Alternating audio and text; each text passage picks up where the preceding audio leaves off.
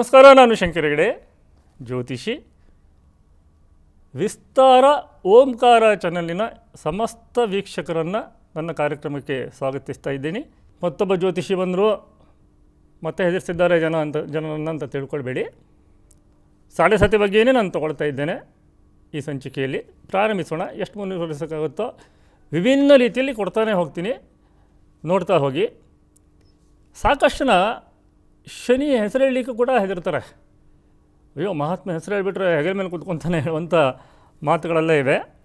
ಹಾಗಾಗಿ ಮೊದಲು ನಾವು ಸಾಡೆ ಸಾತಿಯ ಬಗ್ಗೆನೇ ಸ್ಟಾರ್ಟ್ ಮಾಡೋಣ. ಈ ಸಾಡೆ ಸಾತಿ ಹೇಳುವುದು ಎಷ್ಟು ನಿಜ, ಎಷ್ಟು ಸುಳ್ಳು ಹೇಳ್ತಾ ಹೋಗ್ತೇನೆ, ನೀವು ನೋಡ್ತಾ ಹೋಗಿ. ಮೊದಲನೇದಾಗಿ ಸಾಡೆ ಸಾತಿ ಅಂದರೆ ಏನು ಅದನ್ನು ನಾವು ಅರ್ಥ ಮಾಡ್ಕೊಳ್ಬೇಕು. ಸಾಮಾನ್ಯವಾಗಿ ನಮ್ಮ ರಾಶಿ ಏನಿರುತ್ತೆ, ಆ ರಾಶಿಯ ಹಿಂದೆ 2.5 ವರ್ಷ, ರಾಶಿಯಲ್ಲಿ 2.5 ವರ್ಷ, ರಾಶಿಯ ಮುಂದಿನ ಮನೆಯಲ್ಲಿ 2.5 ವರ್ಷ. ಸೊ 2.5 ಅಲ್ವಾ? ಸೊ ಅದು 7.5 ವರ್ಷ ಆಗುತ್ತಲ್ವ. 7.5 ವರ್ಷಕ್ಕೆ ಹಿಂದಿಯಲ್ಲಿ ಸಾಡೆ ಸಾತ್ ಅಂತ ಕರೀತಾರೆ. ಅದೇ ಸಾಡೆ ಸಾತಿ ಅಂತ ಆಗಿದೆ. ಸೊ ಇಲ್ಲಿ ಅದು 7.5 ವರ್ಷ ತೊಂದರೆಯನ್ನೇ ಕೊಡುತ್ತಾ, ಒಂದಿಷ್ಟು ಒಳ್ಳೆಯದನ್ನು ಮಾಡುತ್ತಾ, ಇವೆಲ್ಲ ನಾವು ವಿಚಾರ ಮಾಡುವಂಥ ಮುಖ್ಯವಾದ ಸಂಗತಿ. ಯಾಕೆಂದರೆ ಪ್ರಪಂಚದಲ್ಲಿ 600 ಕೋಟಿ ಜನ ಅಂತ ಇಟ್ಕೊಂಡ್ರೂ ಒಂದು ರಾಶಿ 50 ಕೋಟಿ ಜನ ಆಗ್ತಾರೆ. ಸೊ 150 ಕೋಟಿ ಜನರಿಗೆ ಸಾಡೆ ಸಾತಿನೇ ನಡೀತಾ ಇರುತ್ತೆ. ಎಲ್ಲರಿಗೂ ಒಂದೇ ಥರ ಆಗುತ್ತಾ? 150 ಕೋಟಿ ಜನರಲ್ಲಿ ಒಬ್ಬರು ಇವತ್ತು ಸ್ಟಾಕ್ ಮಾರ್ಕೆಟಲ್ಲಿ ಎಷ್ಟೋ ಕೋಟಿ ಬಿಡ್ಬೋದು, ಇನ್ಯಾರೋ ಸತ್ತೇ ಹೋಗ್ಬೋದು. ಹಾಗೆಲ್ಲ ಆಗುತ್ತೆ. ಈ ಸಾಡೆ ಸಾತಿಯಲ್ಲಿ ನೋಡಿ, ನಮ್ಮ ದೇಶದಲ್ಲಿ ನೆಹರು ಅವರಿಂದ ಆರಂಭಿಸಿ ಮೋದಿಜಿಯವರೆಗೆ ಸಾಕಷ್ಟು ಜನ ಪ್ರಧಾನಮಂತ್ರಿನೇ ಆಗಿದ್ದಾರೆ, ಗೊತ್ತಾಯ್ತಾ? ಹಾಗಾಗಿ ಇದರಲ್ಲಿ ಕೆಟ್ಟದ್ದೇ ಆಗುತ್ತೆ ಅಂತ ಹೇಳೋದು ಸುಳ್ಳು. ಉದಾಹರಣೆಗೆ ಇದು ಜವಾಹರ್ಲಾಲ್ ನೆಹರು ಅವರ ಜಾತಕ. ಇಲ್ಲಿ ನೋಡಿ, ಕರ್ಕಲಗ್ನ, ಕರ್ಕಾಟಕ ರಾಶಿಯ ಜಾತಕ ಇದು. ಸೊ ಇವರು ಪ್ರಧಾನಿ ಆದಾಗ ಶನಿಯಲ್ಲಿದ್ದ ನೋಡ್ಕೊಳ್ಳಿ. ನಮ್ಮ ದೇಶದ ಜಾತಕ ಹಾಕ್ಕೊಂಡ್ರೆ ಆಯಿತು. ಶನಿ ಬಂದು ಕರ್ಕಾಟಕದಲ್ಲೇ ಇದ್ದ, ಹೌದಾ? ನೋಡ್ಕೊಳ್ಳಿ, ಇಲ್ಲಿ ಇದು ಇಂಡಿಯನ್ ಇಂಡಿಪೆಂಡೆನ್ಸ್ ಚಾರ್ಟ್ ಇದು. ಸೊ ಅಂದರೆ ಅವರ ಜನ್ಮರಾಶಿ ಜನ್ಮಲಗ್ನ ಎರಡರಲ್ಲೂ ಶನಿ ಇದ್ದ. ಸಾಡೆ ಸಾತಿನೇ ನಡೀತಾ ಇತ್ತು, ಆದರೆ ಅವರು ಪ್ರಧಾನಮಂತ್ರಿ ಆದರು, ಹೌದಾ? ಹಾಗೆ ಇಂದಿರಾ ಗಾಂಧಿಯವರು ಮೊದಲನೇ ಸಾಡೆ ಸಾತಿಯಲ್ಲಿ ತಾಯಿಯನ್ನು ಕಳ್ಕೊಂಡ್ರು, ಹಸ್ಬೆಂಡನ್ನು ಕಳ್ಕೊಂಡ್ರು. ಆದರೆ ಮುಂದೆ ಸಾಡೆ ಸಾತಿ ಬರುವಾಗ ಅವರು ಮಂತ್ರಿಯಾಗಿದ್ದರು. ಹಾಗಾಗಿ ಇದು ಬರೀ ಕೆಟ್ಟದನ್ನೇ ಮಾಡುತ್ತೆ, ಒಳ್ಳೆಯದನ್ನು ಮಾಡೋದೇ ಇಲ್ಲ, ಹೀಗೆಲ್ಲ ತಿಳ್ಕೊಳ್ಳೋದು ಬೇಡ. ನೋಡಿ, ದೇವೇಗೌಡರದು ಮಾಜಿ ಪ್ರಧಾನಿಗಳು, ಅವರದ್ದು ಕುಂಭರಾಶಿ. ಇವರು ಪ್ರಧಾನಿ ಆದಾಗ ಕೂಡ ಸಾಡೆ ಸಾತಿ ನಡೀತಾ ಇತ್ತು, ನೋಡ್ತಾ ಹೋಗಿ. ಹಾಗೆಯೇ ಆಮೇಲೆ ಈಗ ಮತ್ತೊಂದು ದೊಡ್ಡ ಪ್ರಶ್ನೆ ಬರುತ್ತೆ. ಈ ಶನಿಯ ಗೋಚಾರವನ್ನು ನಮ್ಮ ರಾಶಿಯಿಂದನೇ ನೋಡಬೇಕಾ ಅಥವಾ ಲಗ್ನದಿಂದನೂ ನೋಡಬಹುದಾ? ಇಲ್ಲಿ ಫಲದೀಪಿಕಾ ಮುಂತಾದ ಗ್ರಂಥಗಳು ರಾಶಿಯಿಂದನೇ ನೋಡಬೇಕು ಅಂತ ಹೇಳ್ತಾರೆ. ಸಾಮಾನ್ಯವಾಗಿ 95% ಜ್ಯೋತಿಷಿಗಳು ರಾಶಿಯಿಂದನೇ ನೋಡ್ತಾರೆ. ಬಟ್ ಭೃಗು ಮತ್ತು ಬೇರೆ ಬೇರೆ ಮಾರ್ಕಂಡೇಯ ನಾಡಿ, ಧ್ರುವ ನಾಡಿ, ಇಂಥ ನಾಡಿಗಳಲ್ಲಿ ನಾವು ಲಗ್ನದಿಂದನೇ ನೋಡ್ತೇವೆ. ರಾಶಿಗೆ ಕಡಿಮೆ ಪ್ರಾಧಾನ್ಯತೆ ಇರುತ್ತೆ.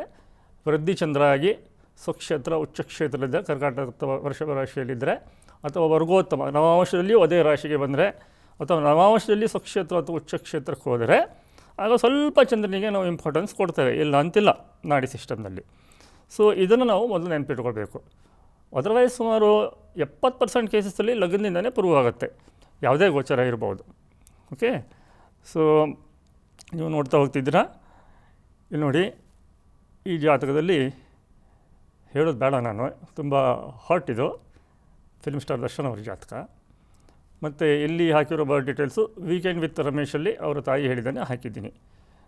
ಈ ನೋಡಿ, ದರ್ಶನ್ ಅವರಿಗೆ ಅವ್ರದ್ದು ವೃಷಭ ಲಗ್ನ, ಓಕೆ, ಮಕರ ರಾಶಿ, ಸಾಡೆ ಸಾತಿ ನಡೀತಾ ಇದೆ. ಬಟ್ ಅವರಿಗೆ ಬಂಧನ ಯಾಕೆ ಪದೇ ಪದೇ 2ನೇ ಸಲ, 1ನೇ ಸಲ ಆದಾಗ ಆಯಿತು.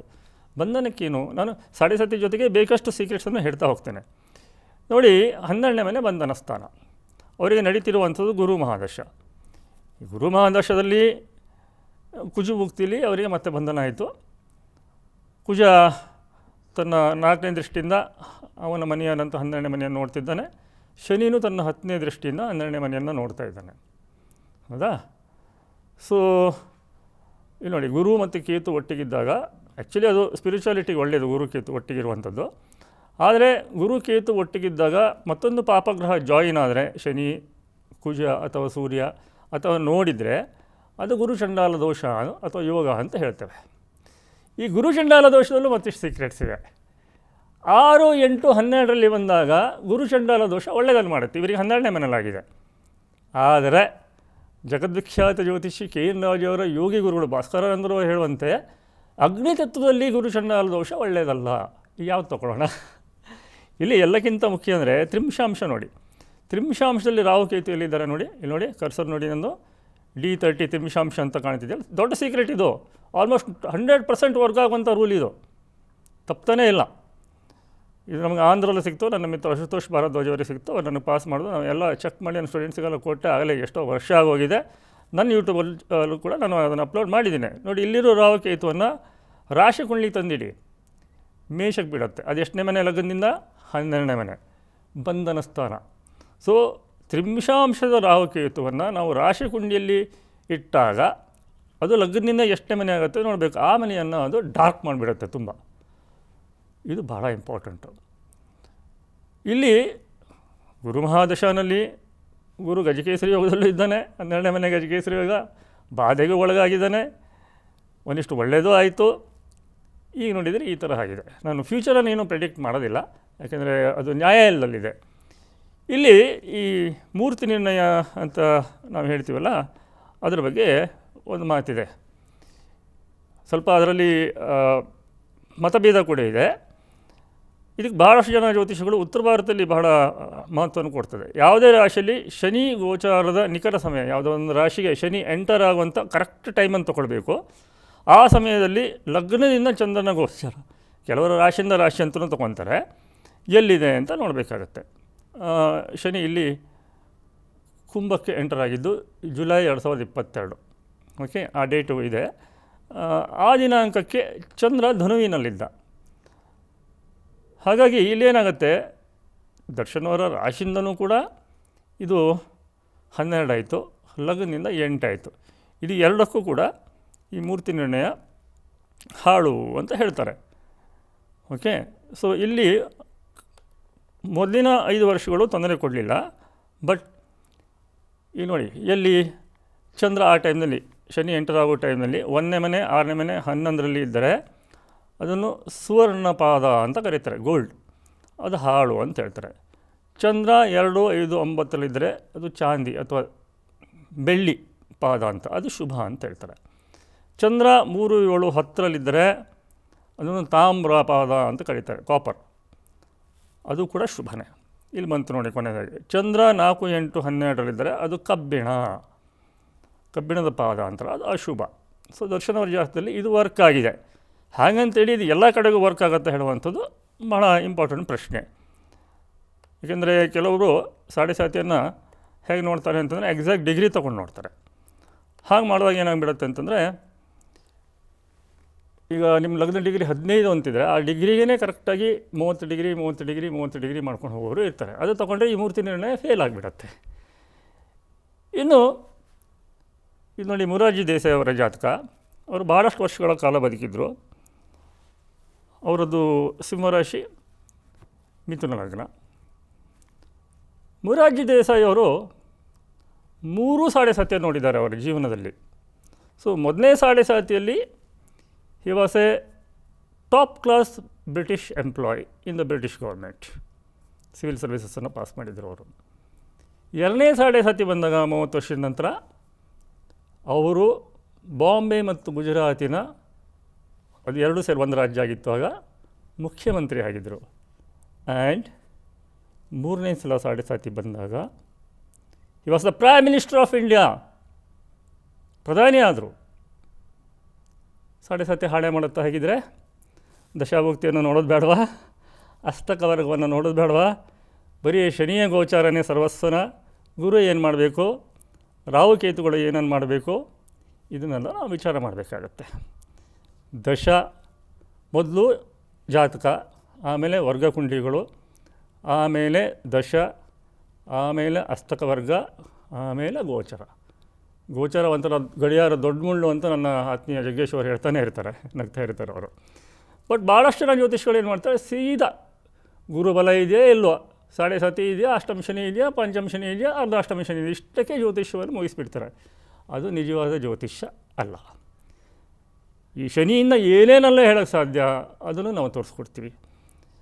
ನೋಡಿ, ಶನಿಯ ಜೊತೆಗೆ ಗುರು ಇಬ್ಬರೂ ಎಲ್ಲಿದ್ದಾರೆ ಈಗ ಅಂತ ನಾವು ನೋಡಿದ್ರೆ, ಗುರು ಈಗ ವೃಷಭದಲ್ಲಿದ್ದಾನೆ, ತನ್ನ 7ನೇ ದೃಷ್ಟಿಯಿಂದ ವೃಶ್ಚಿಕವನ್ನು ನೋಡ್ತಾ ಇದ್ದಾನೆ.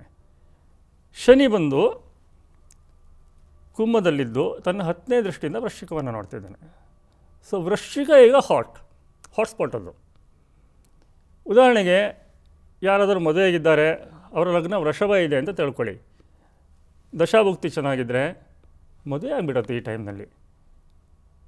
ಯಾರಿಗಾದರೂ ಅದು 8ನೇ ಮನೆ ಅಂದರೆ ಮೇಷ ಲಗ್ನ ಅಂತ ಇಟ್ಕೊಳ್ಳಿ, ದಶಾಭುಕ್ತಿ ಸರಿ ಇಲ್ಲ ಅಂತಂದರೆ ಆಕಸ್ಮಿಕವಾದಂಥ ಘಟನೆಗಳಾಗ್ತವೆ. ಮೃತ್ಯು ಅಥವಾ ಮೃತ್ಯುವಿಗೆ ಸರಿಸಮಾನವಾದಂಥ ಕಷ್ಟಗಳು ಬರುವಂಥ ಸಾಧ್ಯತೆಗಳಿರ್ತವೆ. 5ನೇ ಮನೆ ಅಂತ ಆಯಿತು ಇಟ್ಕೊಳ್ಳಿ, ಕರ್ಕ ಲಗ್ನ ಅಂತ ಇಟ್ಕೊಳ್ಳೋಣ ಉದಾಹರಣೆಗೆ. ಆಗ ಏನಾಗುತ್ತೆ, ದಶಾಭುಕ್ತಿಗಳು ಚೆನ್ನಾಗಿದ್ದರೆ ಸಂತಾನ ಆಗ್ಬೋದು, ವಿದ್ಯಾಭ್ಯಾಸದಲ್ಲಿ ಒಳ್ಳೆ ಪ್ರಗತಿ ಬರ್ಬೋದು, ಹೊಟ್ಟೆಗೆ ಸಂಬಂಧಿಸಿದಂಥ ಕಾಯಿಲೆ ಇದ್ದರೆ ಗುಣ ಆಗ್ಬೋದು, ಕೆಲವೊಬ್ಬರು ಶೇರ್ ಮಾರ್ಕೆಟಲ್ಲಿ ಒಳ್ಳೆ ದುಡ್ಡು ಮಾಡ್ಬೋದು. ಇನ್ನು ಶನಿ ಆ ಮನೆಯನ್ನು ಬಿಡುವ ತನಕ ಅಂದರೆ 2025 ಮಾರ್ಚ್ 29ನೇ ತಾರೀಕಿನವರೆಗೂ ವೃಶ್ಚಿಕ ಹಾಟ್ಸ್ಪಾಟ್. ಹೀಗೆ ಗುರು ಮತ್ತು ಶನಿ ಇಬ್ಬರನ್ನು ಸೇರಿಸ್ಕೊಂಡು ನೋಡಬೇಕಾಗುತ್ತೆ. ಆಮೇಲೆ ಕೇತು, ರಾಹುಕೇತುಗಳನ್ನು ನೋಡಬೇಕಾಗುತ್ತೆ. ಈಗ ಅಲ್ಲಿ ನೋಡಿ, ದರ್ಶನವರ ಜಾತಕದಲ್ಲಿ ಅವರ ಲಗ್ನದಿಂದ, ವೃಷಭ ಲಗ್ನದಿಂದ 5ನೇ ಮನೆಯಲ್ಲಿ ಕೇತು ಬಂದದ್ರಿಂದ ಅಲ್ಲಿ ಲಾಜಿಕ್ ಹೆಚ್ಚು ವರ್ಕ್ ಆಗಲಿಲ್ಲ. 5ನೇ ಮನೆ ಲಾಜಿಕ್ಕಿನ ಸ್ಥಾನ.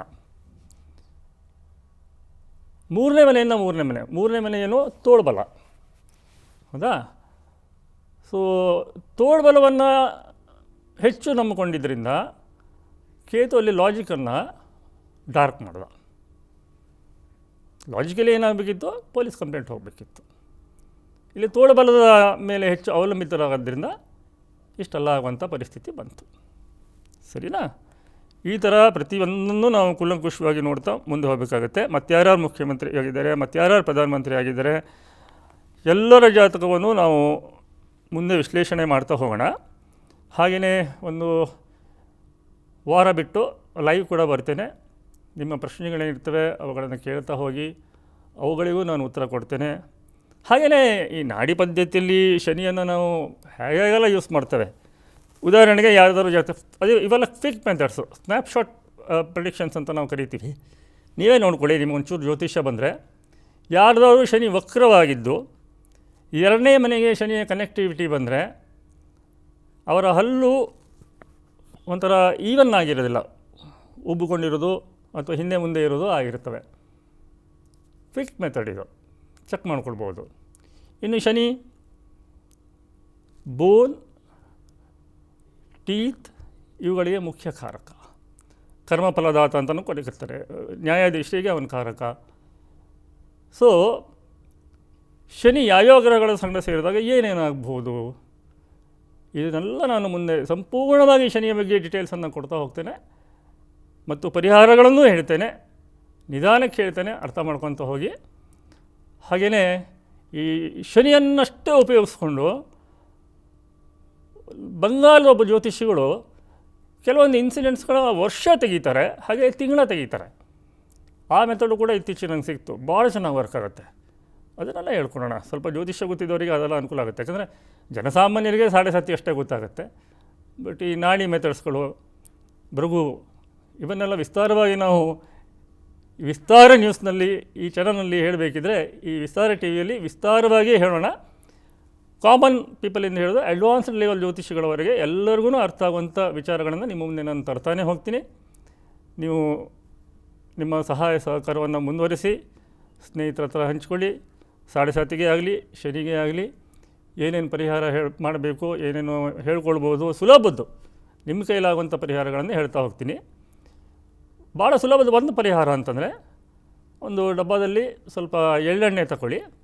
ಒಂದು ಶನಿವಾರ ಅದರಲ್ಲಿ ನಿಮ್ಮ ಮುಖ ಅತ್ಯಂತ ಸ್ಪಷ್ಟವಾಗಿ ಕಾಣ್ತಾ ಇರುವಂತೆ ಅದನ್ನು ನೋಡುವಾಗ ನಿಮ್ಮ ಎಲ್ಲ ತೊಂದರೆಗಳು ಶನಿಗೆ ಸಂಬಂಧಿಸಿದ್ದು ಅದೆಲ್ಲ ಹೋಗುತ್ತೆ ಅಂತ ವಿಚಾರ ಮಾಡಿ ಡಬ್ಬ ಮುಚ್ಕೊಂಡು ಹೋಗ್ಬಿಟ್ಟು ಆಂಜನೇಯ ಸ್ವಾಮಿ ದೇವಸ್ಥಾನದಲ್ಲಿ ದೀಪ ಉರಿತಿರುತ್ತಲ್ಲ ಅಲ್ಲಿ ಅದನ್ನು ತಗೊಂಡೋಗಿ ಹಾಕಿಬಿಡಿ.